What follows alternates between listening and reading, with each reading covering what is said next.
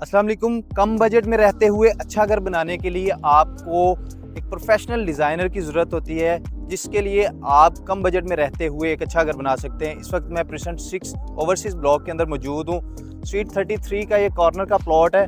433 गज़ का ये प्लॉट है, जिसकी ग्राउंड फ्लोर की स्लैब पूरिंग हो रही है। इस घर की बेसमेंट वर्क के बाद हम इस घर की ग्राउंड फ्लोर की स्लैब पूरिंग का काम जो है वो कर रहे हैं। इस टाइम आप मेरे पीछे देख सकते हैं कि मिक्सर जो है वो इसके ग्राउंड फ्लोर के ऊपर पहुंचाया जा रहा है और बड़े बेहतरीन तरीके से हर चीज़ को मद्देनज़र रखते हुए इंजीनियर्स की निगरानी में ये कंस्ट्रक्शन साइट जो है वो चल रही है।